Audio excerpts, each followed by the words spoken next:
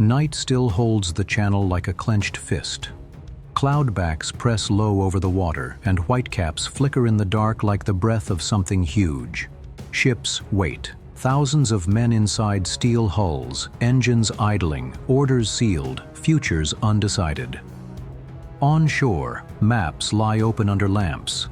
Hands hover over them, not daring to touch the lines that could decide a continent. At 3:30, a door opens, and cold air enters with a man carrying only paper and certainty earned the hard way.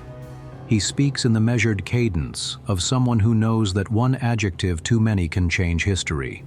Wind easing, ceiling rising, breaks in the overcast by dawn. A narrow corridor through storm and doubt. Enough. Across mess decks and briefing rooms, the same thought rises without being said. If the weather loosens its grip for a single day, an armada can move. If it tightens, the 20th century will stall on the shore. Men glance at each other and then at their boots. Rifles are checked, straps tightened, letters folded and put where pockets protect them best.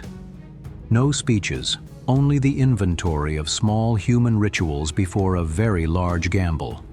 Somewhere out there, 5 names wait in the dark like closed doors. Utah, Omaha, Gold, Juneau, Sword. No one here knows which door will open easily and which will demand payment in blood. They only know that the keys, timing, tide, cloud, wind, have to fit all at once. A minute too late, and the sea climbs the sand. A cloud too low, and the bombers miss the guns. A gust too hard, and the landing craft turn into coffins with engines. The order arrives as a simple affirmation, hardly more than a breath. Go. It is not shouted, it is acknowledged. It moves outward, ship to ship, like a quiet tide turning. On the larger decks, officers mark the hour on boards. On the smaller ones, a petty officer knocks on bulkheads with a knuckle and a grin he doesn't feel. Men rise, they shoulder each other's fear without comment. In the bunk of a private, a photograph is lifted once more to the dim light, kissed quickly, and returned to a breast pocket where it presses against a beating heart. In a radio room, a hand tunes past static until the signal is clean and thin as a wire. In a galley, a cook pours coffee that tastes like iron and night. No one speaks of luck. They speak of timing, of tide tables, of the way steel ramps have their own kind of courage when gravity and intention agree.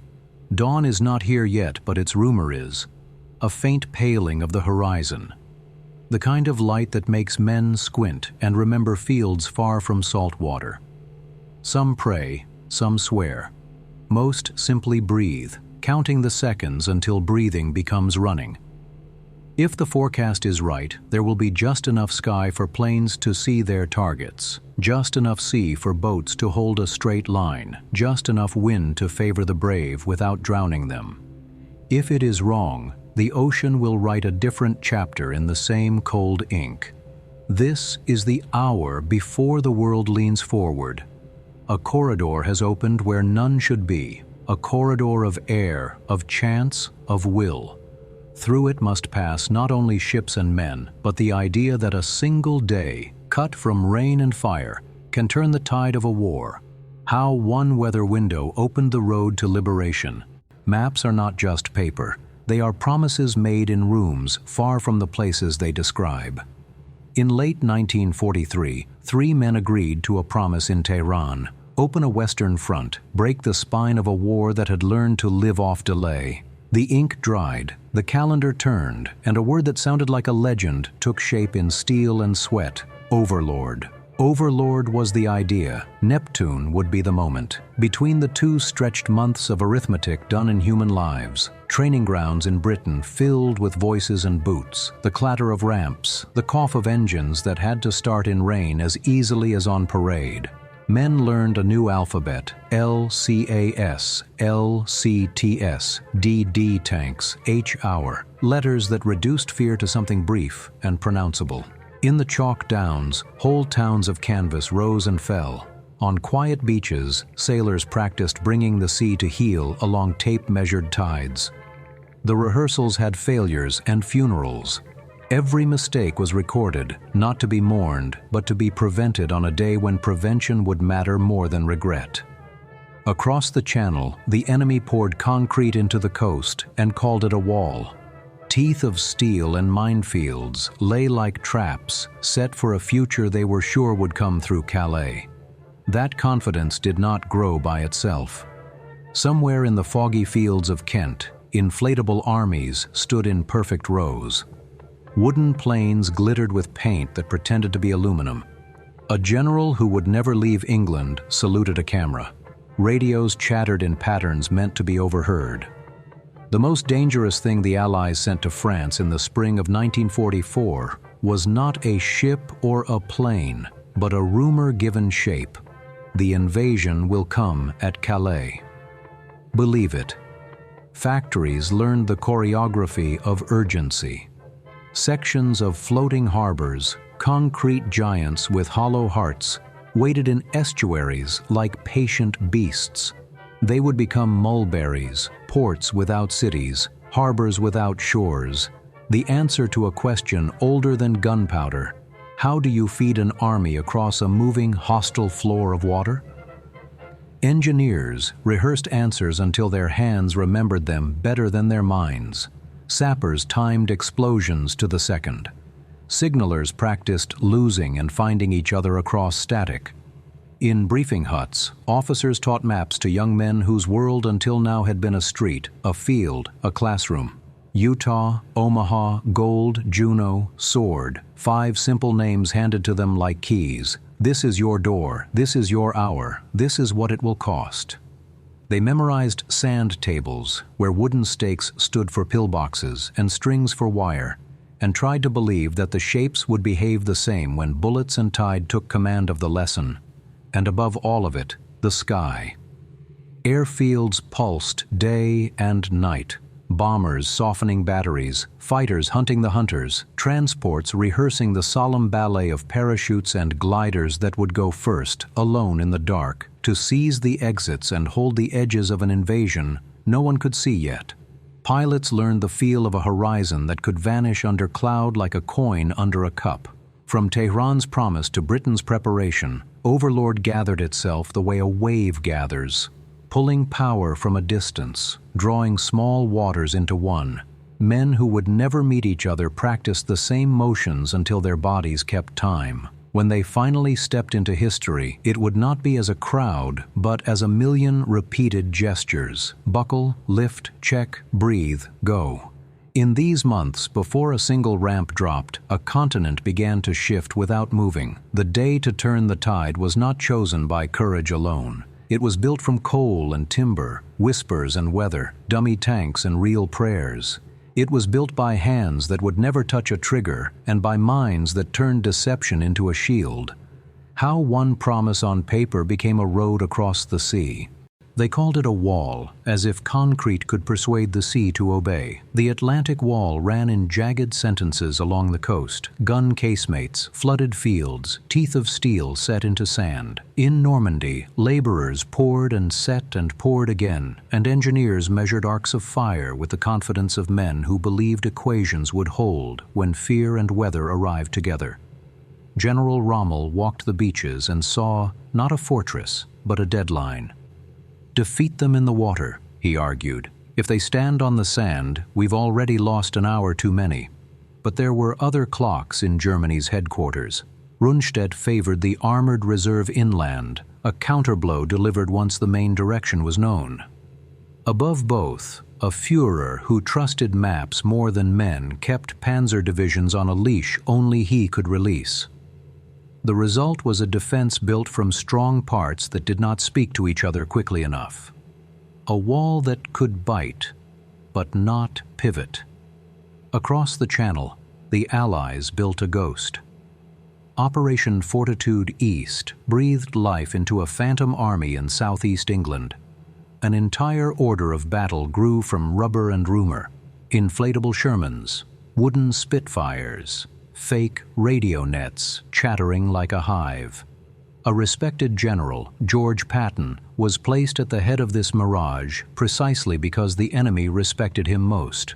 The Phantom massed across from Calais. The real invasion boarded for Normandy. Intelligence officers did not need the Germans to be fools, only cautious.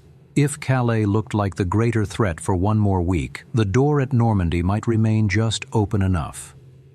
Inside, German intelligence files, photographs showed neat rows of tanks, convincing at a glance. Intercepts repeated the same false weather and movement patterns until they felt like truth.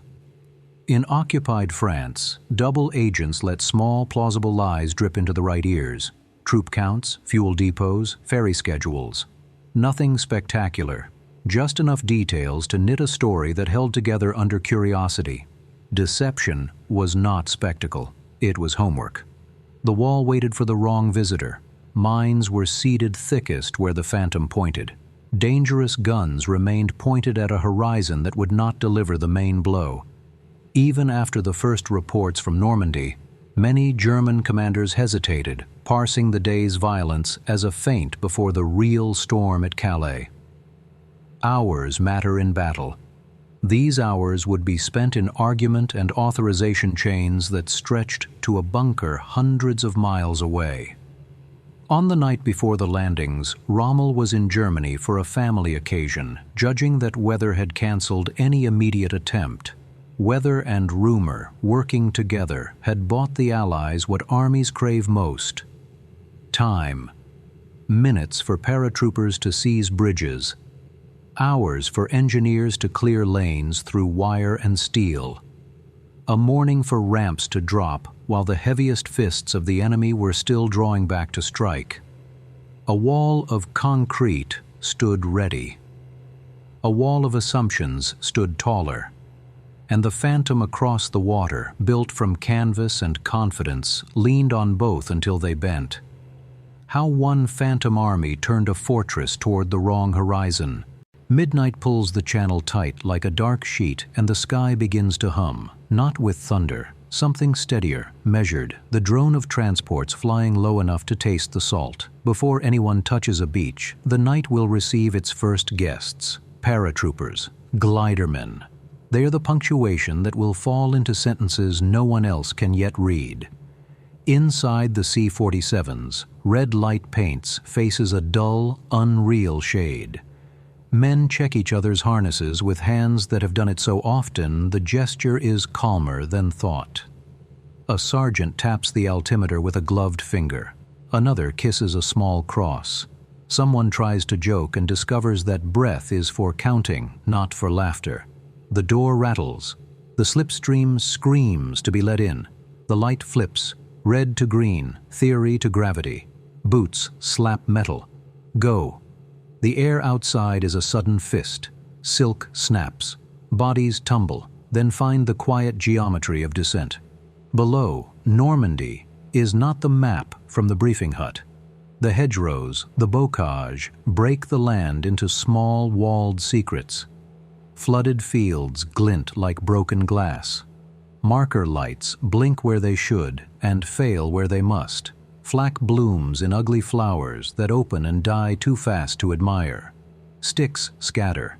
Company turns to squad. Squad turns to pairs. Pairs land alone. D-Day's first chapters are written in the second-person singular. You land. You cut the chute. You listen for a password that may never come. A private hangs from a tree, cuts himself down, and drops into a field filled with water up to his chest. He wades until shock feels like clothing. A lieutenant gathers 3 strangers, none from his own unit, and points at a dark line that might be a road, might be a ditch, might be both. A Pathfinder's Eureka beacon coughs to life, its pulse calling aircraft toward the right meadows. Its operator praying, the sound means friend to more ears than enemy. In the distance, a bridge that must not be blown waits beneath a low ceiling and a high fate. And then, the silent killers arrive. Horsa and Waco gliders, released at the edge of blackness, surf the thin seam between lift and ruin. Pilots whose names will never be posters lay wooden wings down into fields bordered by stone and hedge, skidding to a stop among cows who have seen everything but this.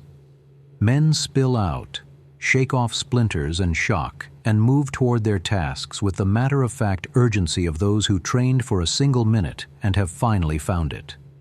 Somewhere, a paratrooper stumbles into a farmhouse and meets eyes that are not in uniform. The woman points, then presses a finger to her lips. Resistance is a posture as much as a network.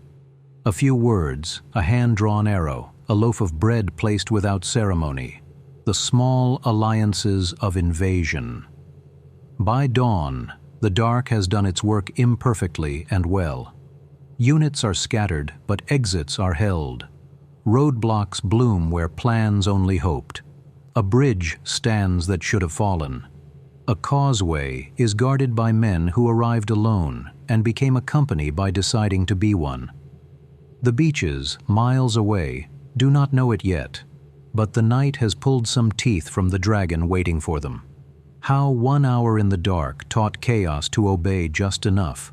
Before the land learns its new history, the sea writes the prologue. It begins in narrow lanes cut across the channel by men who fight with clocks and compasses, minesweepers feeling for the enemy's invisible teeth, carving black water into safe corridors with sweat and sonar.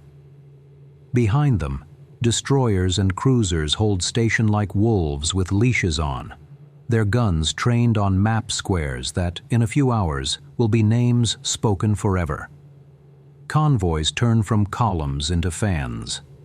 Landing craft bunch and stretch, correcting for tide and fear. On steel decks, chalk-white faces glow under dim lamps while last instructions come in words shorter than prayers. Belts tight, rifles clean, keep moving. Someone checks the tape on his dog tag, someone else checks it again. A petty officer bangs the bulkhead with a wrench. Time, and the noise runs the length of the hold like a rumor that has decided to be true. The sea is ugly, wind still on its breath. Leftover anger from a storm that should have canceled this. But the forecast said a corridor, and corridors must be walked while they exist. Far forward, a destroyer fires the first ranging rounds. The sound jumps across the water and comes back different, a new weather made of shock waves. Then the big guns join, broadsides that turn night into a successive dawn, casemates shuddering miles inland.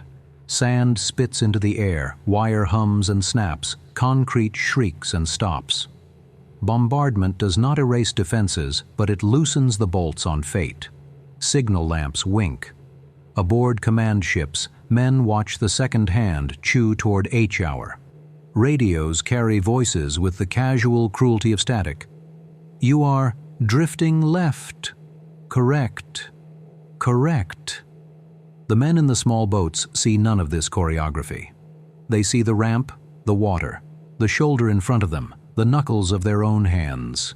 DD tanks, amphibious miracles with canvas lungs, are led into a sea that is more argument than surface. Some make it. Some sink in disciplined silence. Crews climbing onto turrets that will not float long enough to be rafts. A squadron of rocket-firing landing craft looses its storm, a horizontal rain that rips lanes through wire and minefields. The air smells of cordite and salt, diesel and fear. The horizon is no longer a line, but a destination, swollen with smoke and a thin, treacherous hope. Between the salvos, a strange stillness falls, breaths held by thousands at once. You could almost hear the click of safeties, the tiny sounds of decision. Then the orders are not words, but gestures. Helmsmen angle bows. Coxswains bark numbers, 2 minutes, 1. Men rise because gravity and command tell them to. The sea heaves, the boat answers, and the long-practiced act begins. Stand, shoulder, face, forward. Someone mutters the beach name as if saying it might soften it. Utah, Omaha, Gold, Juneau, Sword. The syllables feel like keys trying locks they cannot see. Behind them, the fleet keeps breathing. Ships shudder, reload, fire, adjust. Ahead, land waits with teeth and blind spots. The armada is a fact too large to fit in any man's head. Each will carry only his small portion of it. A ramp, a wave, a command that will end in sand. The sea has moved them as far as it can. Now it is the shore's turn to speak. How one armada carried a continent's hope to the edge of sand.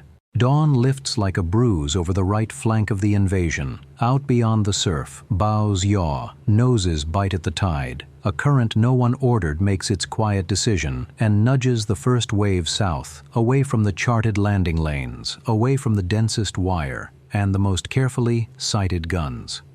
On most days, drift is error. Today, it is mercy wearing physics as a disguise. The ramps bang down, and the 4th Infantry Division meets a beach that was not exactly the one on their sand tables. The difference is measured in fields and in lives. Fire reaches for them, but not with the same ravenous precision waiting just up the coast. Men still die. Minds don't read maps, bullets are faithful to any instruction. But the air here feels slightly less possessed by hatred. Squads get off the shingle and find gaps not promised by any plan. Engineers move like tailors, cutting lanes through steel with Bangalore and nerve. The sea pulls at ankles, the beach pulls at breath. Behind both, the ships keep shoving the day forward. Among the first ashore walks a general with a cane and a name known to history, Theodore Roosevelt Jr., old enough to be an anachronism, stubborn enough to be necessary. He looks around at a coastline that is wrong by the book and exactly right by luck, and he makes the only decision that keeps time on the Allies' side. "We'll start the war from right here," he says, and points men inland as if he's opening a door that was always meant to be here, just not on the map. Link-up is the word that matters now. Inland, paratroopers who fell like punctuation into the night hold causeways that stitch sand to country, narrow roads over flooded fields, tight seams in the fabric of the cottonton. The beach reaches for them with squads and hand signals, with the crude poetry of flares. The Germans reach too, scattered, surprised, certain that this might be a feint. Too many of them are looking toward Calais for a blow that has already landed here. Casualty figures are not mercy, but they are a measure. At Utah, they remain low enough to be called fortunate. Dozens, then hundreds, not the thousands, stewing up the coast. Boats keep arriving, and the beach learns to be a machine. Traffic lanes, casualty collection points, stacks of crates that will become endurance. Naval guns still throb behind the cloud, but the most important sound is human. A lieutenant's voice over the wind, an engineer's whistle, a runner shouting a unit number that draws men out of confusion and back into a shape that can move. By mid-morning, Utah feels less like a landing and more like a beginning. The tide takes back its claim politely. The beachhead pushes out fingers toward hedgerows and crossroads. The Cotentin Peninsula lies like a sleeve, and somewhere up that sleeve is Cherbourg, a port the Allies will need more than compliments. Today is not for ports. Today is for footholds and the stubborn faith that luck favors those who use it quickly. On another beach, bad math is being done in blood. Here, the arithmetic holds. Drift plus decision equals momentum. A current moved the first wave south. A sentence from a man with a cane kept it there. And between those two acts, an army found a way inland. Not every victory is loud. Some are a few hundred yards of sand that gave in more easily than they should have, and a chain of actions that refused to waste the gift. How one wrong landing made the right beginning. The sea does not care about courage. At Omaha, it announces that fact with a slap of cold that takes breath before bullets get their turn. The ramps crash down and the water claws at knees, then waists, then ribs as men step into a tide deeper and faster than briefings suggested. Ahead, the shingle looks close. In the space between, every mistake made by weather and timing decides to introduce itself at once. The first miracle machines, the swimming DD tanks, are asked to perform in a sea that shrugs and says no. Some make it, coughing canvas and dignity. Many sink cleanly, crews clambering onto turrets that bob briefly like punctuation marks before vanishing. The bombardment that should have smashed the German positions has walked inland under low cloud. Casemates still grin intact. Murder holes still stare down lanes already pre-sighted. The beach is a geometry problem where all the lines converge on the bodies of the first wave. Fire comes like weather turned personal. The 352nd Infantry Division, whose name many are meeting for the first time in their lives, has bent every arc to this hour. Machine guns stitch the surf. Mortars learn men's names by the sound of their boots. A sniper's breath fogs in rhythm with the tide. Men flatten behind obstacles whose iron was planted to break boats, not to comfort souls. The order, move, cracks like dry bone in a storm no one can hear on the skull. But the beach has edges and the day has people in it who decide to be edges themselves. Engineers crawl forward with Bangalore torpedoes like arguments they intend to win. A length of explosive shoved under wire, a fuse, a prayer, a hole blown wide enough for a squad to slip through before the world notices. Rangers who were meant for cliffs find themselves in water and then in a calculus of rocks and lips of sand that offer inches of mercy. A captain stands because lying down is a way of dying he refuses. Men stand with him because solitude is louder than gunfire. Destroyers, watching the slaughter through haze and math, make a choice not printed on any neat schedule. They come in close, suicidally close, turning their hull numbers into talismans the men on the beach will talk about for the rest of their lives. At 800, 1,000 yards, big guns lower their voices to something intimate and begin to pick fights with individual pillboxes. Shells rip open mouths of concrete. The bluff answers with dust and silence. Every shattered tooth gives ground to steel ramps and human insistence. Time, puddles. An hour becomes a lifetime. Small units, no longer units, just collections of names, find draws with numbers like E-1 and E-3 and treat them as invitations. A sergeant leads 5 men up a goat path that wasn't on the model board. An officer who has lost his map uses his hands. A private who has lost everyone uses his feet and the habit of not stopping. On the crest, the beach flips from theater to backstage in a single step. The guns that ruled it a minute ago reveal their soft, penetrable backs. By late morning, Omaha is still a place where death has seniority, but it is no longer in charge of the whole schedule. Gaps exist, thin at first, then real, and men pour through them because if they stop, the sea will take back everything it lent today. The tide changes direction, so does the battle, slightly, then more. Somewhere, Admiral Hall considers evacuation.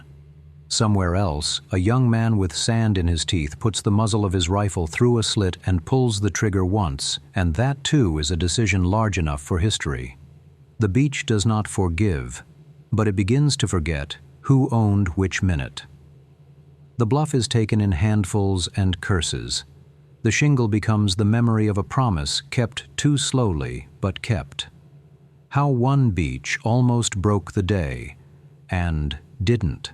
West of Omaha, the shoreline bends into beaches with names that sound like ordinary nouns and, today, behave like good verbs: gold, Juno, sword. The British and the Canadians come in with an accent of preparation hard-learned from earlier failures. Their first steps meet mines and wire and fire. 2. Normandy is not handing anyone a ribbon, but the tools they brought fit the locks they find.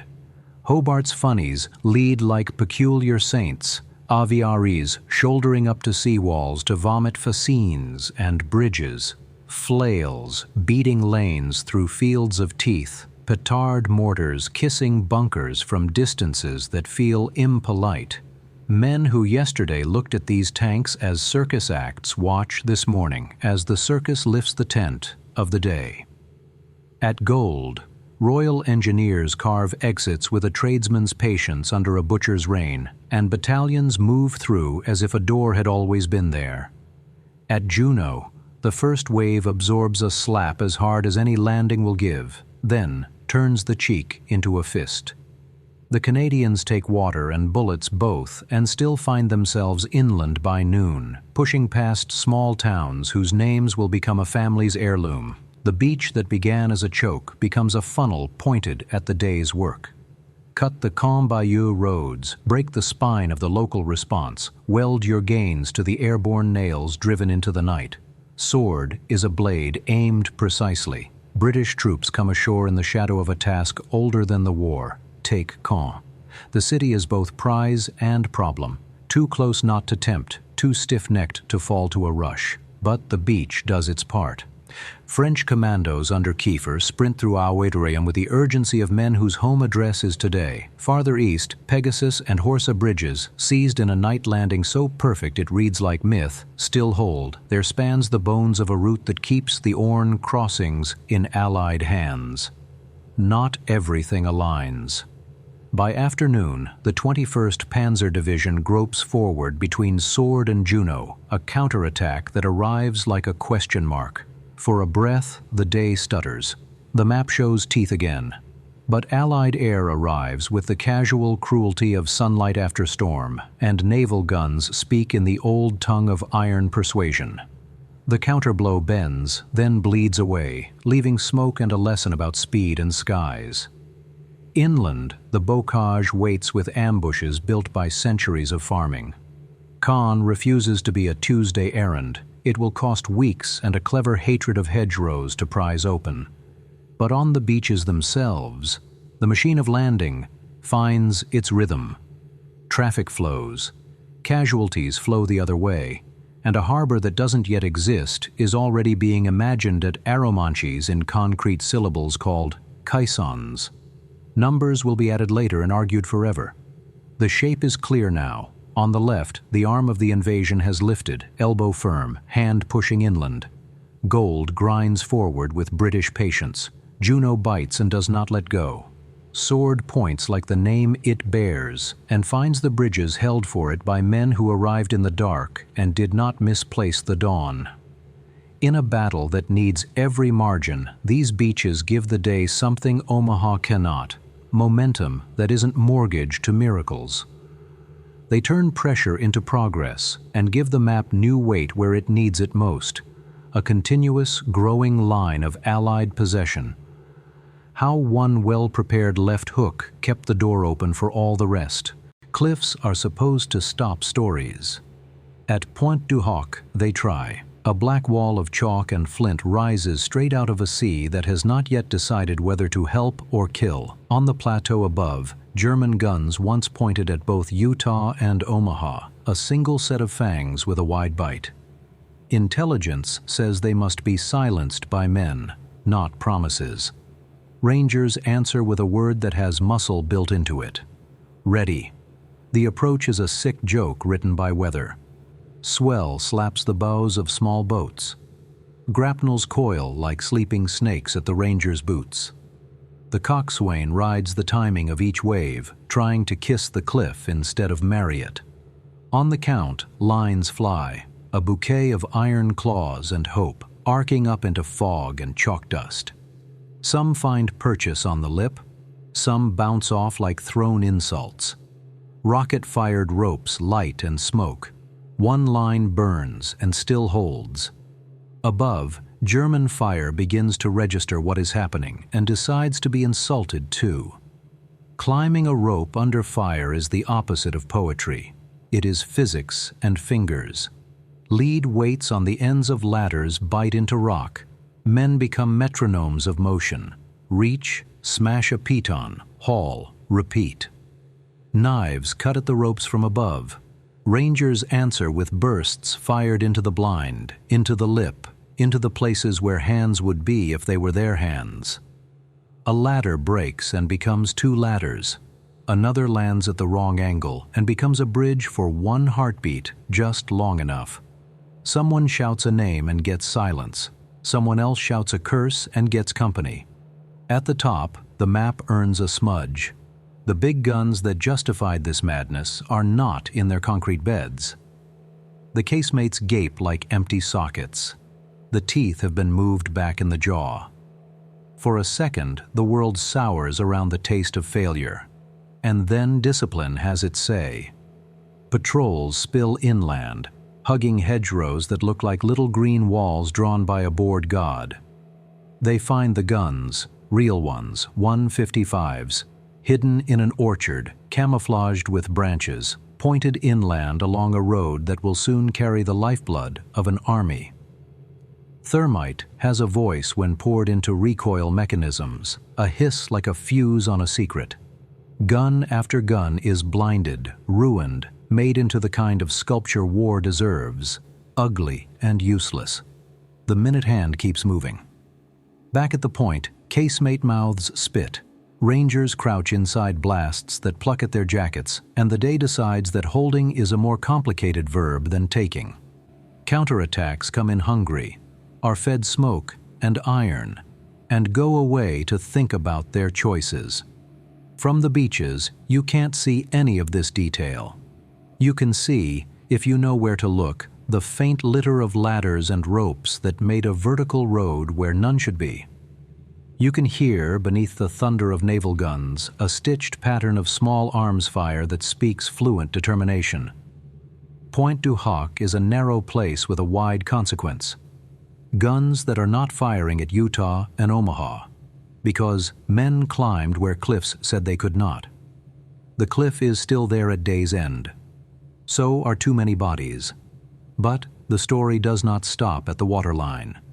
It climbs, breathes hard, bleeds, improvises, and keeps the promise that began miles offshore: shut those guns or everything else gets worse.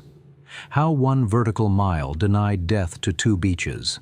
Armies live on stomachs, but invasions live on piers. Normandy has beaches, not ports, and ports are what swallow ships and give back days. The answer the engineers bring is a noun that sounds like a fruit and behaves like a miracle. Mulberry, two of them, lettered A and B. Floating harbors built from concrete and willpower, towed in sections across a sea that has opinions. Before D-Day, in estuaries and quiet coves, the pieces waited. Phoenix caissons tall as houses, bombardon wave breakers like iron chevrons. Whale roadways that would bend and settle and carry trucks from the water's edge into the logistics of tomorrow. You don't win a landing by landing. You win it by staying, by unloading more each day than the enemy can break by night. The mulberries are the grammar that will keep sentences running past their first breath. At Arromanches, where cliffs and town make a crooked smile, tugs bring in the teeth and bones of Port Winston. Mulberry B. They sink the phoenixes exactly where draftsmen told them to months ago, and a shape grows on the sea. A calm pool inside anger, a box that catches waves and turns them into patience. Pontoon causeways snick together like a child's memory of bridges. LSTs nose up and lower their tongues. DUKWs waggle in with loads that look comic and weigh a war. The shore party's hand signals become a language fluent in urgency. Winches sing. Tires bump steel. Somewhere a corporal invents a traffic pattern that will save a week of someone else's life. Off Omaha, Mulberry. A tries to be born in a place that has already turned birth into defiance. For days, it works. For days, the sea pretends to be reasonable. And then June does what months do when men presume. It sends a storm worthy of capital letters. Gale force winds and a sulking barometer pound the American harbor to scrap. Caissons shift like bad teeth. Roadways twist. The careful geometry of supply becomes a tangle of humiliation. The beach crews curse, salvage, improvise, because that is the other half of engineering, conceding nothing to weather you can't control. Port Winston holds. The British mulberry survives the same tantrum that wrecks its twin, its outer line of bombardons bowed but not broken, its phoenixes stubborn in their rectangles. Through it, over the next weeks, flow numbers that make a mockery of impossible. Tens of thousands of vehicles, hundreds of thousands of tons, people who will go forward and come back and go forward again. A harbor without a city becomes a city without streets, organized only by necessity and men with flags and whistles who become, for a little while, the mayors of victory. The lesson is not tidy. One harbor dies, the other refuses. Both teach the same thing, that an invasion is not a day, but a system, and systems that adapt outlive those that endure without learning. The Americans turn to open beaches and genius under pressure. Rhino ferries, direct beaching, rolling stock that can take spray and insult. The British nurse their concrete miracle and prove that shelter can be engineered even where geography sits with folded arms. In the language of war, mulberry is a verb. It means to build tomorrow into today so that today does not have to win twice. It means trusting blueprints enough to risk towing them through a storm and trusting sergeants enough to let them change the plan on arrival.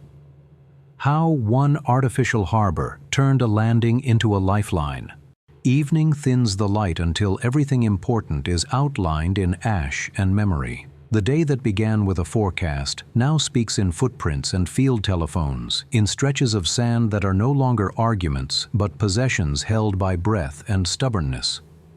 The tide exhales slowly, washing over torn webbing and bent stakes, over helmets that will be found by children 50 years from now.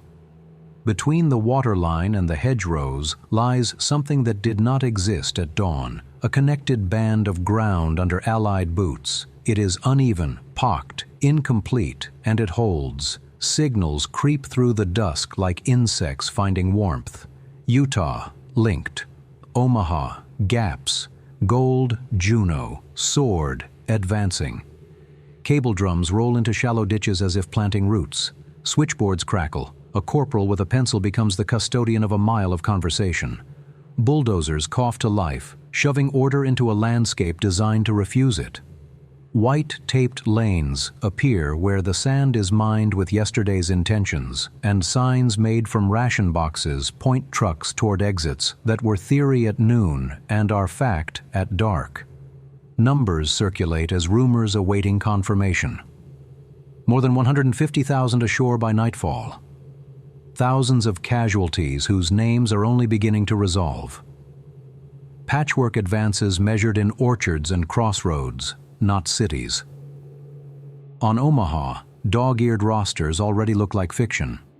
On Utah, arithmetic leans toward mercy. To the east, the British and Canadians own more of tomorrow's map, a hinge the whole door will need when morning demands it. Overhead, the sky that frightened navigators at dawn now helps. Fighter bombers prowl in 2s and 3s, turning probing counterattacks into smoke, noise, and second thoughts. Command tents glow with domestic indecency. Lamps, mugs, the scratch of grease pencils across plastic overlays. A colonel circles a hamlet on the map and makes a promise his regiment will have to keep before breakfast. A naval gunfire officer rubs the bridge of his nose, murmuring hull numbers like a prayer he trusts more than sleep. Destroyer captains who edged their ships to within 1,000 yards of murder will write bland lines in logbooks and never forget. Somewhere, a general drafts a message home, then tears it up in favor of one to core. On the beaches, industry outpaces eloquence. WKWs waggle up and down as if the sea were a road with bad manners. LSTs lay their steel tongues on the sand and disgorge appetite, fuel, tires, crates, men who will carry both. A harbor that wasn't here this morning begins to sketch itself into the surf. Phoenixes settling, bombardons bowing, pontoon causeways knitting. Its grammar is simple and tyrannical. Arrive, unload, repeat. Because victory starves quickly, night brings the second invasion. Cold, work, and the inventory of pain. Medics whisper triage in every accent of the coalition. Chaplains move between breaths, offering the only words that can stand beside the day's vocabulary. Sappers mark one more safe path with a triangle of pickets that will look in photographs like a small miracle. On a ridge above Omaha, a private lights a cigarette he won't finish and realizes the sea no longer owns him. Down on the shingle, a sergeant writes a letter that begins, "I'm fine," and tells 3 useful lies in 2 sentences. D-Day has not won a war. It has purchased the right to keep trying. A chain has been thrown across the channel and hammered into earth link by link. Paratrooper, coxswain, sapper, clerk. The Germans will pull at it with armor and doctrine when dawn returns. For now, it holds, not by miracle, but by thousands of decisions made too quickly to celebrate and too necessary to forget. How one evening turned a landing into a foothold.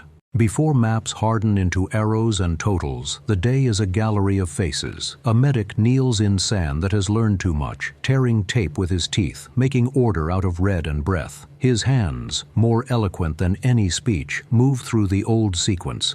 Clear the airway, stop the bleeding, keep the eyes.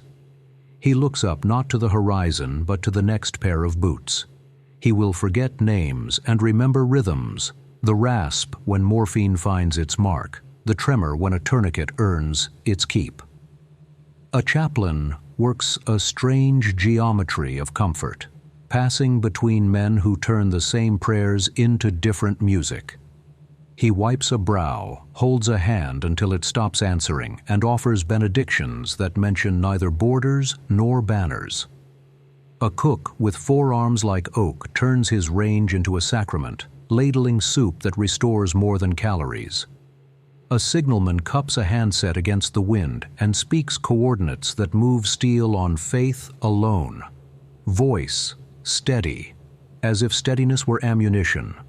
A sergeant with a camera loads film with fingers too cold for art and too practiced for chance. In the finder, he frames chaos into witness, knowing that truth travels poorly unless someone carries it carefully. A correspondent scribbles until the pencil snaps, then writes with a stub, promising himself to send the story without romance. He will fail a little and succeed enough. The page cannot contain salt and fear, but it can preserve faces, and faces are the only honest summary. In a crater-turned clinic, a British nurse ties a bandage around the arm of a German prisoner who keeps saying "Danke" as if rehearsing survival. A Canadian corporal limps past, and for a heartbeat the world softens its edges. Then a jeep backfires and hardens again. 2 French commandos, home by the front door, share a cigarette with an American private from Kansas who has learned 3 words of French and 1 new definition of distance. Sappers rest on their heels, silhouettes against the last flare, having spent the day arguing with wire and winning by inches. Engineers tack a hand-painted sign, "Exit 2," onto a stake, and a traffic pattern becomes a promise that tomorrow can be larger. A corporal in a supply dump invents a system that saves an hour, then writes it on a crate as if baptizing a small religion. Farther up the bluff, a platoon sergeant counts his men and stops at a number that is not the right one. He says nothing and starts again, because ritual is kinder than speech. The coalition is a choir and a workshop. Poles beside Scots, beside GIs, beside Free French.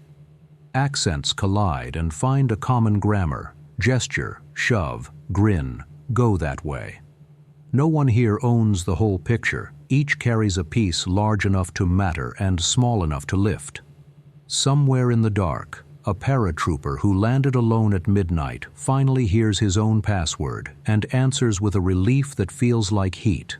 If D-Day has a hero beyond geography, it is the ordinary insistence that this can be done. The lens fogs and clears. The pen scratches. The stretcher squeaks. The bulldozer groans. The kettle boils. A hand steadies another hand. Leadership chooses. Specialists enable. The many endure. Between those verbs, a campaign grows from rumor into road. Later, the films will be processed, the articles cabled, the citations typed. Tonight, the record is simpler. a blanket tucked tighter, a boot unlaced to let swelling breathe, a match cupped against wind for a stranger. In these small flames, the invasion finds its human temperature, fevered, imperfect, stubbornly alive. How one day's ordinary hands kept extraordinary plans from breaking. Morning after D-Day does not sound like trumpets. It sounds like engines coughing at hedgerow crossings, shovels biting clay, and platoon leaders speaking with whole arms because maps can't see around corners. Normandy reveals its second line of defense, the bocage, fields boxed by earthen berms and centuries of roots, topped with hedges thick enough to turn vision into rumor. Each pasture becomes a room. Each sunken lane becomes a corridor where the ceiling is leaves and the walls throw back bullets. Infantry learn new manners. Files stretch along ditches, hands dragging on banks slick with dew. A farmhouse 1 field away is an hour's argument. Machine guns bite from angles that geometry forgot. Tanks push up to the hedges and stall, too tall to be invisible and too short to see. Their turrets swing at ghosts. Doctrine is a polite guest here, and the bocage is not in the mood for politeness, so invention shows up in greasy coveralls. A sergeant eyes a farm plow, a welder, and the front plate of a Sherman, and thinks, not in words, how to make steel learn agriculture. Within days, teeth sprout from tank noses. Welded prongs that jab, lift, burst the earthen walls so the hull can punch through. Rhinos, someone names them, because anything that works deserves an animal. Hedges that have been borders since the Middle Ages learn what momentum feels like. To the east, Caen refuses to be a Tuesday errand. British and Canadian divisions grind forward on ground that absorbs speed, trading distance for pressure, fixing the enemy with weight so the right can move later. To the west, the Cotentin narrows like a sleeve. The Americans follow it up, field to field, road to road, toward Cherbourg, the throat a hungry army needs. The port will not fall to a single rush. It will surrender to a siege made of fuel, patience, and the habit of finishing what began on the beaches. The German army is not a prop. It is an opponent with instincts. Counterattacks roll in with armored grace and doctrinal confidence, columns of panzers trained to turn problems into routes. But the sky is now a judge. Fighter bombers dive with the clipped grammar of correction, short bursts, quick exits. Tanks scatter, smoke blossoms. The map redraws itself at 500 miles an hour. Surprise, once a German asset, is now a currency that devalues the moment it's spent under open air. Communications shrink to human scale. Runners matter again. Handsets hiss 2 fields away like distant rain. Engineers blow holes not just in hedges, but in the habits that keep units from acting without permission. The rhythm becomes a recipe. Breach, burst through, breathe, repeat. Mulberry Bee holds offshore like a stubborn noun, turning ships into tonnage. Open beaches handle the rest with improvised genius. Boxes open into parts, parts into machines, machines into motion. By late June, progress is measured in verbs rather than miles, learning, adapting, combining. The bocage does not surrender. It is outlearned. A lieutenant with a radio can cancel an enemy plan older than his boots. A corporal with a welding torch can give a tank a new way to think. And the many small exits cut through the hedges add up to something that was impossible at dawn, a line that begins to bend, then bow, then break. A day on the beaches bought the right to try. These days buy the right to accelerate. 1 field at a time turns into a road, 1 road into a gap, 1 gap into a horizon. It is not dramatic, it is decisive. How 1 field at a time became a road to breakout.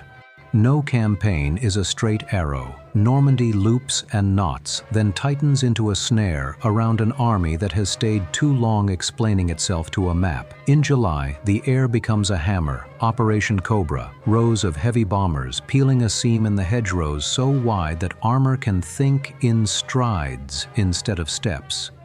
The ground shudders, then moves. Avranches is crossed, and motion, real motion, arrives like a season change. The Third Army doesn't enter so much as it appears, already leaning forward, writing cursive across a map that has, until now, been printed in block letters. To the east, Caen, the city that would not be flanked into courtesy, finally yields to method and cost, a lesson in coalition arithmetic. British and Canadian pressure paying for American speed. To the north, Cherbourg clears its throat and sings again, a harbor dredged back to purpose, swallowing ships and exhaling miles. Logistics stops being a promise and becomes a rhythm. The floating harbor, the open beaches, the repaired port. Each a verse in the same march. August draws a mouth on the map and starts to close it. The Falaise pocket forms, slow and terrible. Columns try to break out through a corridor that narrows with every hour the Allies keep their coordination, and the weather, honest. Air power turns roads into precise tragedies. Ground units lock the hinges. Those who escape leave streaks and stories. Those who don't leave wreckage and a sentence that begins after Falaise. And then Paris, untimetabled, inevitable. The city rises under its own flag before the staff can schedule it. Police join citizens. Barricades bloom. The Free French march home by the main street instead of the side door. De Gaulle walks the spine of the capital as if reminding bones what standing looks like. It is politics in boots and a symbol too large to ignore. The coalition, awkward with glory, accepts. The cameras love it, because history does too. Behind the headlines runs the ledger. A teenager who didn't finish a cigarette on the bluff at Omaha. A sapper who taught a hedge the verb yield. A nurse who spoke to a prisoner in the language of hands. A destroyer captain who took his ship where schedules said not to. Overlord was never meant to finish a war. It was meant to force an ending.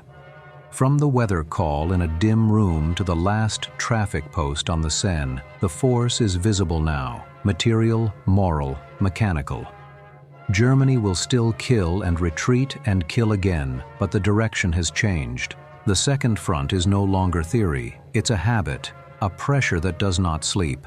Allies who learn to argue with hedges will soon argue with rivers and borders, and the argument ends only one way. The gate that swung on June 6th stays open because millions walk through it without letting it swing shut behind them.